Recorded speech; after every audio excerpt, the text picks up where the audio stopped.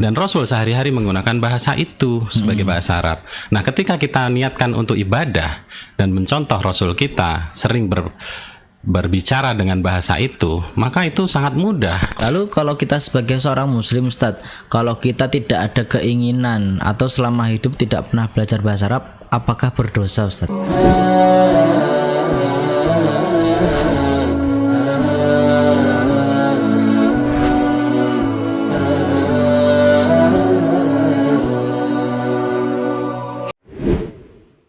Assalamualaikum warahmatullahi wabarakatuh. Kembali lagi bersama kami di podcast Ngopi, Ngobrol Penting Ini. Kali ini kami kedatangan tamu yang luar biasa. Beliau seorang tenaga kesehatan, tetapi juga seorang trainer bahasa Arab. Nah, sepertinya seru nih kalau kita ngobrol dengan beliau. Soalnya biasanya kalau orang pandai bahasa Arab itu kan lulusan pondok, lulusan pesantren. Tapi beliau ini tenaga kesehatan tapi pandai dalam berbahasa Arab. Kita sapa sekarang. Assalamualaikum Ustaz Mutakin. Waalaikumsalam warahmatullahi wabarakatuh ya. Kaifa haluk? Alhamdulillah bi khair wa anta? Alhamdulillah ana aidon. Alhamdulillah. Kita ini bersyukur bisa ngobrol dengan beliau. Soalnya jarang sekali ada tenaga kesehatan tapi pandai berbahasa Arab. Nah ini Ustadz, kita mau tanya ini.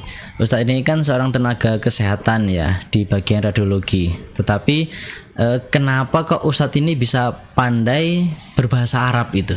Baik, terima kasih. Assalamualaikum warahmatullahi wabarakatuh. Waalaikumsalam warahmatullahi wabarakatuh. Ya, jadi sedikit saya luruskan ya pertanyaannya dan statementnya tadi.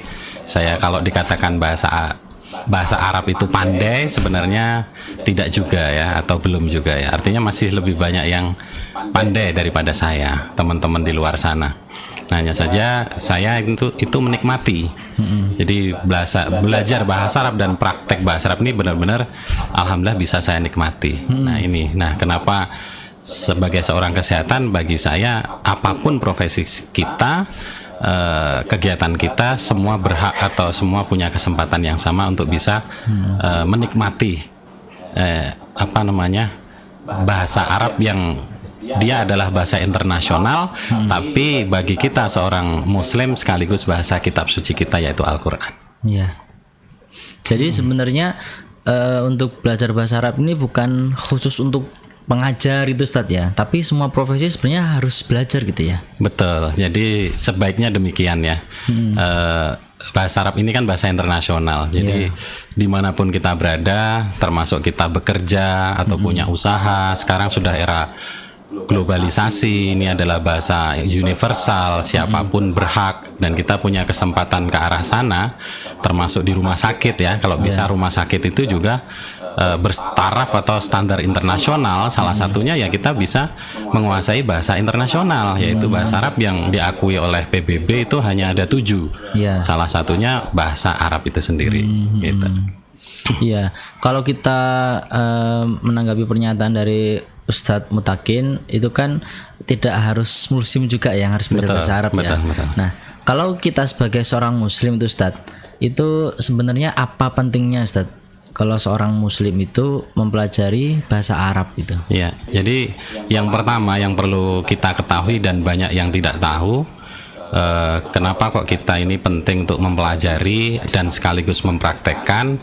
Yang pertama, kita karena memenuhi harapan Tuhan kita, Allah Subhanahu wa Ta'ala yang sudah menciptakan kita, kemudian memberi rizki kepada kita, kemudian memberikan kesehatan dan seterusnya. Nah, di dalam Al-Quran surat Yusuf ayat 1-2, surat Zukhruf 1-3 juga sudah dicantumkan di sana. Yang pertama tadi, a'udzubillahi minasyaitonirrajim, inna anzalnahu qur'anan arabiyyan la'allakum taqilun. Sesungguhnya kami turunkan Al-Quran dalam bahasa Arab itu agar kalian menggunakan akal. Jadi Allah sebagai Tuhan kita berharap ini diciptakan atau diturunkan Al-Quran sebagai kitab suci kita dengan bahasa Arab itu agar kalian menggunakan akal, kita menggunakan akal. Jadi kita penuhi harapan Allah, dan proses atau bukti menggunakan akal kita salah satunya adalah mau belajar. Demikian juga dengan surat di Zukhruf, sesungguhnya kami jadikan Al-Quran itu dalam bahasa Arab agar kalian menggunakan akal juga. Demikian. Ya, jadi sebenarnya Allah itu menurunkan Al-Quran berbahasa Arab itu bukan asal-asal Ustaz ya. Betul. Tentunya ada rahasia di sana ya, ada alasan kenapa kok yang dipilih bahasa Arab. Padahal di dunia ini kan banyak sekali bahasa ya. Di Indonesia aja banyak bahasanya. Tapi kenapa Allah menurunkan bahasa Arab? Ternyata salah satu alasannya untuk agar kita menggunakan akal kita untuk mempelajari. Nah, lalu kalau kita sebagai seorang muslim Ustaz, kalau kita tidak ada keinginan atau selama hidup tidak pernah belajar bahasa Arab, apakah berdosa Ustaz? Nah, jadi yang kedua, tadi selain kita memenuhi harapan Allah, kita juga langsung mencontoh Rasulullah. Jadi sunnah ibaratnya, menjalankan sunnah. Dan ini adalah salah satu dari berbagai pilihan amalan sunnah yang begitu mudah. Nah, jadi Rasul menggunakan bahasa itu. Rasul diciptakan memang kemudian dilahirkan di Arab Saudi, dan Rasul sehari-hari menggunakan bahasa itu sebagai bahasa Arab. Nah, ketika kita niatkan untuk ibadah dan mencontoh Rasul kita sering berbicara dengan bahasa itu, maka itu sangat mudah. Ada seorang peneliti mengatakan sehari rata-rata manusia itu minimal lebih dari 8.000 kata bisa diproduksi. Sehari, Ustaz? Sehari. Kalau itu bisa kita mayoritas atau sebagian di antaranya itu kita gunakan bahasa yang memang kita gunakan ibadah dan diperintahkan Allah serta Rasulnya, maka itu sudah berpahala secara otomatis dan begitu mudah. Nah, kemudian yang ketiga, kalau saya ya kebetulan satu Allah, yang kedua Rasulullah, yang ketiga orang tua. Jadi orang tua memerintahkan saya pada saat saya akhir kuliah, yang pertama dulu di Jogja, saya diminta coba itu belajar bahasa Arab, nanti akan ada manfaat. Maka saya lakukan itu. Insya Allah kalau orang tua yang memerintahkan akan berpahala. Nah, masalah berdosa atau tidak, kalau saya Allahu a'lam bishawab. Artinya hanya Allah lah yang tahu. Tapi paling tidak kita bisa mencari. Ketika kita sudah mengerti bahasa ini, atau paling tidak kita mencari sumber-sumber pengetahuan yang bisa kita gali, apakah dari Al-Quran atau dari hadis ataupun dari siapapun, itu bisa menjadikan penguat buat kita. Kalaupun kita tidak berdosa, kira-kira kita rugi atau tidak untuk tidak belajar dan untuk tidak praktek bahasa Arab? Karena kalau bagi saya pribadi, sebenarnya ini adalah fardu kifayah ya hukumnya. Sunnah menuju ke fardu kifayah. Selama masih ada orang lain, khususnya entah para ustadz, penceramah, mubalik, itu mereka yang wajib ya. Jadi untuk para ustadz, mubalik, khotib itu menurut saya wajib ain untuk belajar bahasa Arab. Tapi untuk umat Islam secara keseluruhan, ya paling tidak ini adalah sunnah atau fardu kifayah. Jadi insya Allah tidak dosa, tapi rugi. Nah, kalau sesuatu yang kita kerjakan bisa itu dengan mudah, kemudian tidak lakukan, ya itu akan sangat rugi gitu. Menurut saya demikian. Tapi dosa atau tidaknya ya terserah Allah. Ya, itu tadi menarik Ustaz, pernyataan Ustaz tadi. Kalau kita belajar bahasa Arab, lalu kita sedikit menguasai, lalu kita muhadasah ya, kita ngobrol pakai bahasa Arab dengan niat kita mengikuti Rasul, itu ternyata bisa berpahala Ustaz. Betul. Ya, sebagian umat Islam ada yang berpendapat juga dan meyakini, misalnya ya, ada yang menjalankan sunnah dengan tidak memotong jenggot misalnya ya. Nah, itu kan ada yang yakin bahwa ini kan berjalan dengan sendirinya, kalau niatnya ibadah itu sudah sunnah terus menerus. Nah, itu kan. Nah, ini sama halnya dengan kita berbicara atau berkomunikasi, di mana kita dalam menggunakan bahasa Arab ini kan ada dua. Yang pertama komunikasi vertikal, di mana kita beribadah, sholat, baca Al-Quran, doa, zikir, semua diprioritaskan, diperintahkan menggunakan bahasa Arab. Bahkan sholat tidak bisa selain dengan bahasa Arab. Nah, sangat rugi sebenarnya untuk kita tidak bisa berbahasa. Bukan tidak sah, tapi sebenarnya sangat rugi karena kita komunikasi langsung. Misalnya ini Mas Aman ya, komunikasi dengan orang tua, tapi apa yang dibicarakan tidak mengerti. Yang penting ngomong aja, kira-kira gimana? Sama halnya kita komunikasi dengan Allah Subhanahu Wa Taala. Kan sayang gitu ya, kalau kita nggak ngerti apa yang kita ucapkan sendiri. Bahkan di Al-Quran juga di surat An-Nisa ayat 43, nanti boleh dibuka ya. Salah satunya dulu ketika ada sahabat yang membaca Al-Quran itu salah, kemudian ada yang mengadukan ke Rasul, maka turun ayat ini yang mengatakan a'udzubillahi minasyaitonirrajim, ya ayyuhalladzina amanu la taqrabus shalah. Hei orang-orang yang beriman, jangan kalian dekatin salat. Wa antum sukara, sedangkan kalian dalam keadaan mabuk. Kebetulan dulu minum khamr belum ada larangan. Jadi mabuk itu masih belum haram waktu itu ya. Nah, tapi dia tetap sudah ada perintah sholat. Hanya saja ayat ini berkelanjutan, hatta ta'lamu ma taqulun, sampai kalian benar-benar mengerti apa yang Mm. kalian ucapkan. Nah itu penting sekali ya untuk bisa mengerti makna bacaan sholat kita. Jadi kalau kita melihat dari ayat yang tadi Ustaz sampaikan, makna janganlah kamu mendekati sholat dalam keadaan mabuk itu bukan hanya sekedar mabuk minum khamr ya. Betul. Tapi kalau kita nggak paham bacaan juga bisa dikatakan mabuk ya Ustaz. Nah, ketika saya mengajarkan bahasa Arab, alhamdulillah di komunitas Arabic Club ini kan multi profesi ya. Ada jaksa, tentara, polisi, mereka penegak hukum mengatakan ini adalah bahasa hukum. Iya. Kemudian ada dokter, perawat, tenaga kesehatan mengatakan ini bahasa kesehatan. Guru, dosen mengatakan ini adalah bahasa pendidikan. Sesuai dengan profesi masing-masing mereka bisa rasakan manfaatnya. Iya. Nah, ketika mereka itu bisa merasakan hal seperti itu, maka tadi mereka juga bertanya dengan dirinya sendiri, menanyakan ke kita waktu itu. Nah, kalau kita ini sudah nggak mabuk insya Allah, tapi masih belum tahu arti bacaan sholat bagaimana. Nah, maka dari itu, mari kita mulai belajar menuju ke sana untuk bisa mengerti bacaan sholat kita. Gitu. Makanya dulu para sahabat tuh kalau sholat bisa sampai nangis Ustaz ya. Betul, Bahkan ada yang dipanah itu sampai nggak kerasa karena mengetahui, memahami itu Iya, dibaca. Kalau kita mungkin walaupun kita sudah tanya ke beberapa ustadz ya bagaimana kiat-kiat khusyuk, oh ternyata gini-gini. Tapi kalau kita tetap gak paham, ya gak khusyuk-khusyuk ustadz ya. Ya itulah. Sama halnya bisa secara logika kita tadi kita komunikasi dengan pimpinan kita, atasan kita ketika kita bekerja. Kemudian kita nggak ngerti apa yang kita ucapkan atau yang diucapkan atasan pimpinan kita. Nah itu kira-kira bagaimana? Nah paling tidak itu dulu. Kalau itu bisa kita rasakan, maka nanti kita akan akhirnya merasa ini penting. Bagaimana kita berkomunikasi dengan Tuhan yang sudah memberikan segala sesuatunya buat kita. Kan sayang gitu. Nah itu maksudnya. Gitu. Iya. Terus gini Ustadz, apakah ada kemuliaan bagi orang yang mempelajari atau menguasai bahasa Arab baik di dunia maupun di akhirat gitu? Kira-kira ada nggak itu Ustaz? Ya betul. Jadi di dalam sebuah hadis yang sangat populer ya, kita semua sudah tahu, hadis ini juga mutawatir, itu disampaikan oleh Rasulullah, khairukum man ta'allamal Qur'an wa 'allamahu. Sebaik-baik kalian adalah yang belajar Al-Qur'an dan mengajarkannya. Nah, bahasa Arab sebagai seorang muslim, kita beragama Islam, ini sangat dekat, ibarat dua sisi mata uang logam ya, dengan Al-Qur'an itu sendiri. Artinya kalau kita bisa membantu diri kita, keluarga kita untuk mengerti bahasa yang kita gunakan di dalam Al-Qur'an, terlebih di dalam ibadah-ibadah kita, maka itu sangat mulia kedudukannya, sebaik-baik di antara kalian. Jadi Rasul sudah menggaransi yang terbaik, artinya di antara sebaik-baik ya, itu adalah yang mau belajar dan mengajarkannya. Nah kita ambil ini dari sisi bahasa. Ketika kita sholat kan nggak langsung pegang terjemah, jadi nggak ngerti kan secara artinya. Maka ketika kita berusaha mengerti kata demi kata, kalimat demi kalimat, insya Allah akan menjadi tahu. Nah, jadi kemuliaannya adalah itu Rasul menggaransi. Yang kedua, khairun nas anfa'uhum linnas. Sebaik-baik manusia adalah yang lebih manfaat dengan yang lain. Maka kita perbanyak bahasa yang kita bisa ketahui dan kira-kira akan bermanfaat buat kita. Di antaranya bahasa internasional tadi. Kalau kita bisa bahasa Inggris, bisa bahasa Mandarin, bisa bahasa Korea atau bahasa-bahasa yang digunakan mayoritas penduduk dunia ini akan lebih baik. Tapi juga jangan lupa bahasa Arab ini juga sangat penting buat kita, karena untuk kepentingan kita sebagai orang beriman nanti juga masih akan ada kehidupan berikutnya di akhirat.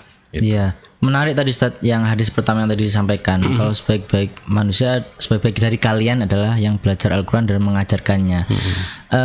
Mungkin sebagian teman-teman kita saudara muslim itu menganggap belajar Al-Quran dan mengajarkannya itu belajar tahsin Ustaz. Nah, apakah memang itu juga berlaku bagi orang yang belajar bahasa Arab dan juga mengajarkan bahasa Arab? Iya. Ya betul. Nah maka gini, kalau yang dilakukan para sahabat terdahulu itu memang sama, betul, yaitu mengajarkan tahsin dan tahfiz Al-Quran. Tapi mereka mengerti maknanya. Nah yang ini yang jarang diungkapkan ya dalam hadis-hadis atau kisah-kisah ya, bahwa Rasul misalnya, Rasul sholat misalnya, itu kan nggak pernah disebutkan bahwa Rasul itu mengerti artinya loh, gitu kan nggak pernah ada yang menekankan ke sana. Termasuk ketika kita mendengar sebuah hadis, shollu ra'aitumuni kama usolli, sholatlah kalian seperti halnya kalian melihat aku sholat. Nah, kalau kita mau melihat Rasul sholat atau mengetahui Rasul sholat seperti apa, salah satunya sudah pasti Rasul mengerti apa yang diucapkan dalam sholatnya. Nah, itu yang mungkin belum menjadi lebih umum ya di Indonesia khususnya ya. Itu. Jadi bahasa ini ibaratnya tadi dua sisi mata uang yang tidak bisa terpisahkan dengan Al-Quran. Gitu. Saya juga baru tahu juga nih Ustaz, yang hadis sallu kama ra'aitumuni usolli. Sholatlah kalian seperti halnya kalian melihat aku sholat. Itu saya kira saya kira selama ini itu hadis tentang sekedar gerakan sholat. Jadi kita itu sholat seperti Rasul sholat. Misalnya kalau Rasul takbiratul ihram itu tangannya di bagian mana, lalu ketika sujud itu seperti apa. Saya kira seperti itu. Ternyata juga ucapan dan juga memahami bacaan itu juga termasuk mengikuti sholat beliau gitu. Betul. Jadi terjemah atau tafsir itu sebenarnya luas. Termasuk kata ro'aitum tadi ya.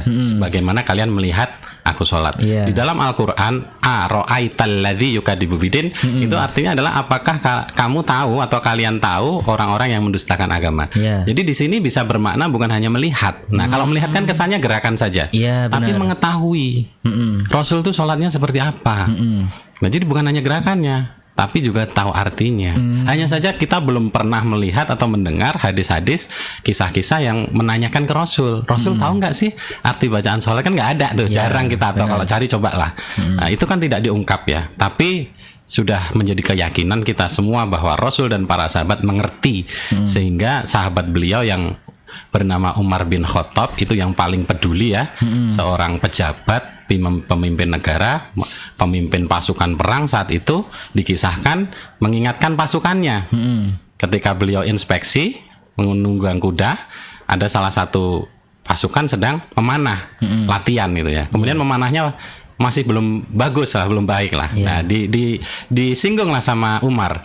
Kenapa kok memanahmu itu masih buruk gitu loh. Jawaban dia adalah, saya adalah pasukan pemula, masih baru. Tapi dengan bahasa yang salah. Itu Umar masih menambahkan lagi, kemampuan bahasamu lebih buruk daripada kemampuan memanahmu.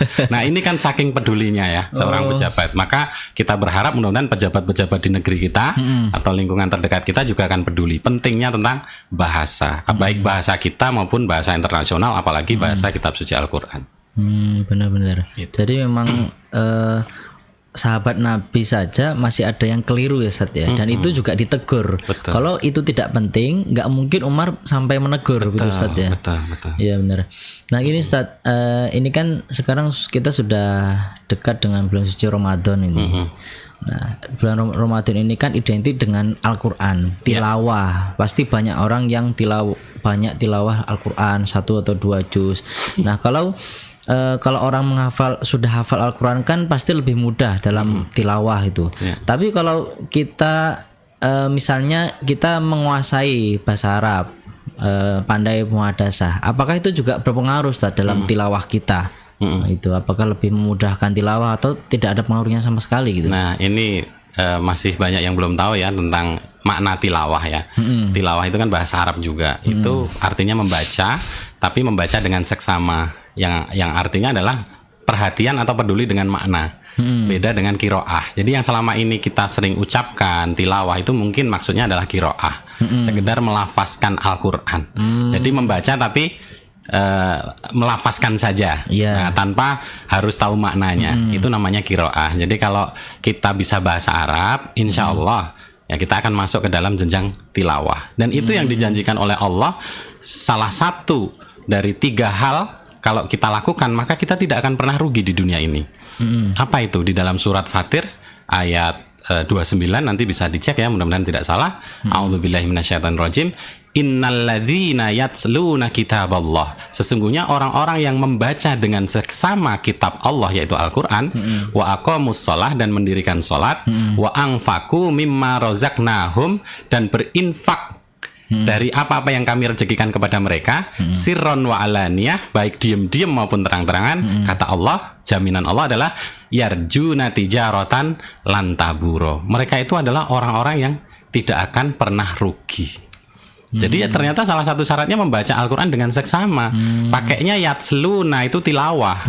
Kalau yakrouna itu baru baca, banyak-banyakan kita khatam bisa itu.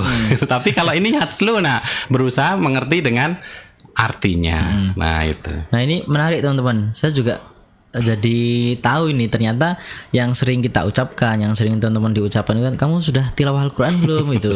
Ternyata kalau kita ngobrolnya sama orang yang pandai bahasa Arab agak ketawa mungkin ya, senyum. Kalau ternyata tilawah itu bukan hanya sekedar membaca tapi juga memahami itu. Berusaha. Berarti kalau misalnya tanya, kamu sudah qiraah Al-Quran belum ya? Gitu ya? Itu yang benar. Kalau yang belum belajar bahasa Arab itu sudah pasti nggak tilawah. Kemungkinan besar dia qiraah gitu. Qiraah gitu ya. Beda ya dalam bahasa Arab begitu. Sama-sama membaca ya. Mananya sudah beda. Dan tadi keutamaannya tadi, keuntungannya tadi adalah digaransi sama Allah. Lan taburo, nggak akan pernah rugi gitu. Jadi dengan perniagaannya. Nah, ini kalau kita sudah memahami bahasa Arab, kita jadi tahu maknanya. Oh ternyata orang yang membaca Al-Quran dan juga menguasai atau memahami itu tidak akan rugi, tidak akan diberikan kerugian oleh Allah SWT. Nah ini Ustaz, yang menarik lagi Ustaz, terkadang kalau orang yang haji dan umroh itu kan terkadang mereka itu kebingungan Ustaz ya, untuk misalnya mencari hotel atau misalnya tanya tempat. Nah, karena kan kebanyakan di sana ya orang Arab yang mayoritas berbahasa Arab. Nah, ini selain keuntungan bisa mengucapkan bahasa Arab saat haji dan umroh untuk ngobrol sama orang-orang Arab, itu apalagi keuntungannya Ustaz? Selain itu. Jadi biasanya orang belajar bahasa itu kan salah satunya ada keuntungan materi atau finansial. Saya mau belajar bahasa Inggris karena saya biar gampang kerja. Nah berarti yang dikejar kan angka ya, angka finansial tadilah. Nah di bahasa Arab ini dapat lebih. Jadi finansial dapat, insya Allah lain-lain dapat, emosional, spiritual dan lain sebagainya lah. Banyak sekali yang saya merasa tidak terduga, sehingga akhirnya ya tadi saya menikmati bahasa ini. Dan banyak mungkin orang yang belum tentu dia pintar tapi menikmati, mungkin nggak menikmati gitu ya. Maka saya alhamdulillah termasuk menjadi salah satu yang merasakan nikmatnya umroh dan haji karena bisa berbahasa Arab. Bahkan salah satu peserta bahasa Arab di Lampung waktu itu usia 76 tahun berangkat bareng sama saya. Beliau tahun 2006 ya, pertama itu bisa mendapatkan luar biasa manfaat dari bahasa ini. Gitu ya. Jadi ketika dia tersesat karena memang minta saya duluan aja bawa jamaah saya, nanti insya Allah bisa katanya. Nah itu lupa kalau dia bisa bahasa Arab.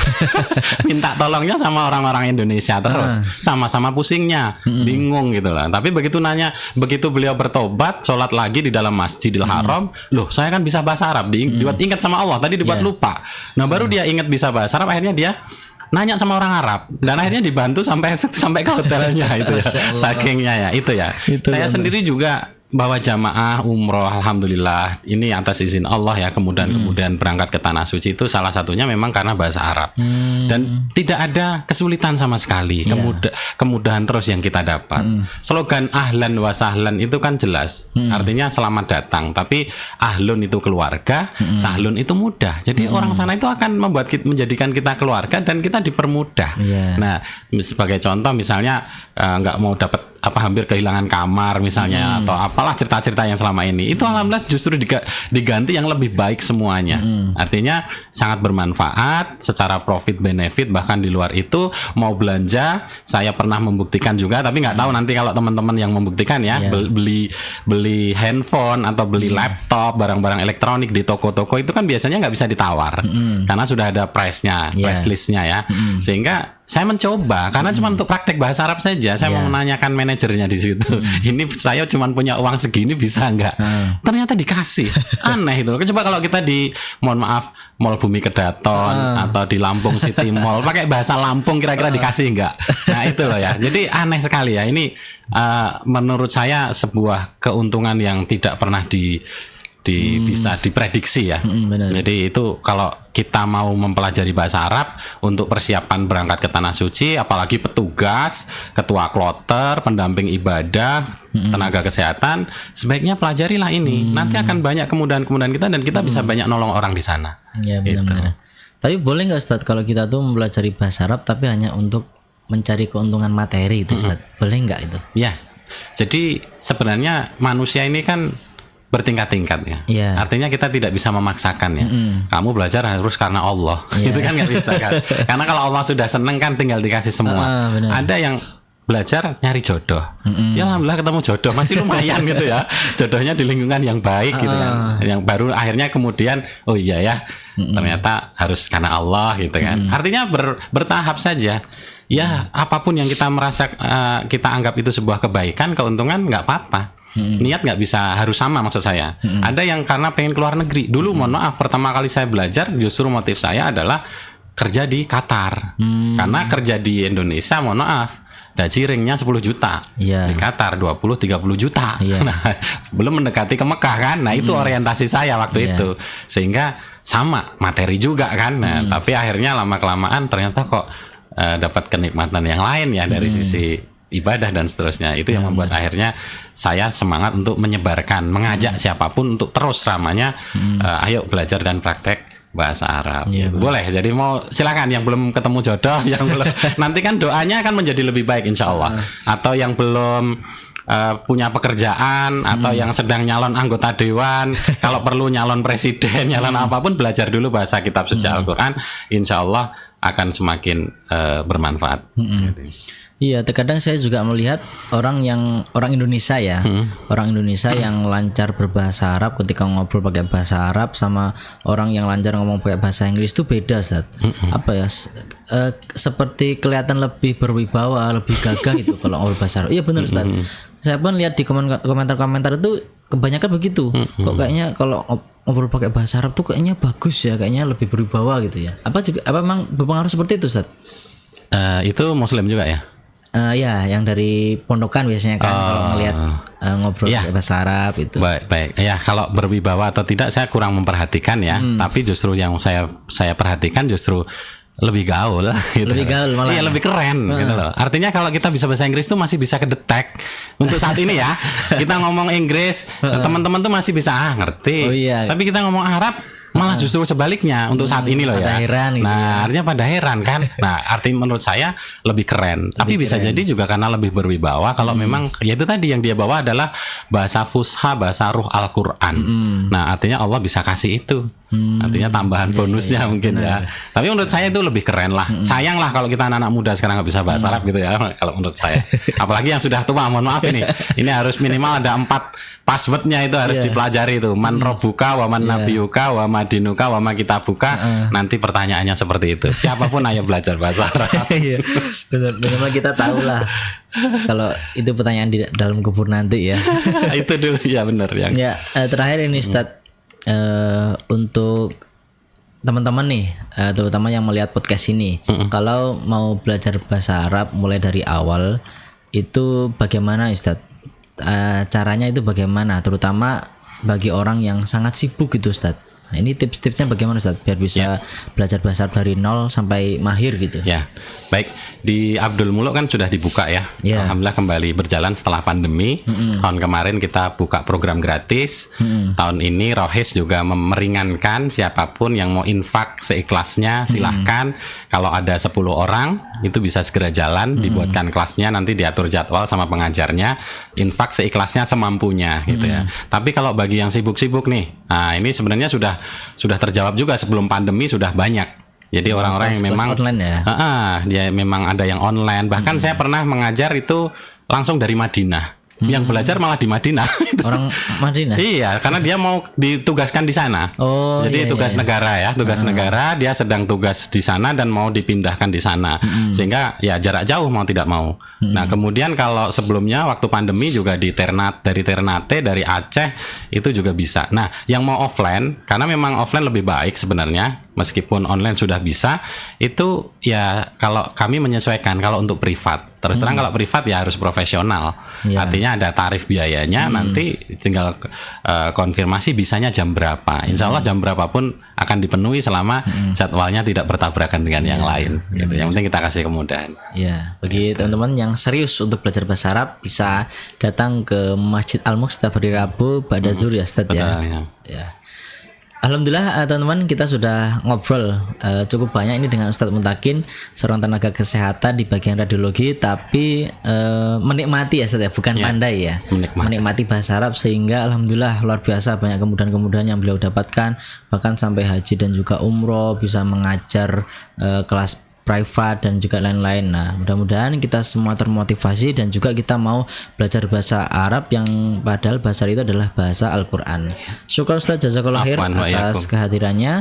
Teman-teman yang berbahagia masih setia di podcast Ngopi Ngobrol Penting ini. Mudah-mudahan bermanfaat untuk kita semua. Mari kita tutup dengan hamdalah. Alhamdulillahirrahmanirrahim. Disempurnakan doa kafatul majelis. Subhanakallahumma wa bihamdika asyhadu an la ilaha illa anta astaghfiruka wa atubu ilaik. Terima kasih. Wassalamualaikum warahmatullahi wabarakatuh.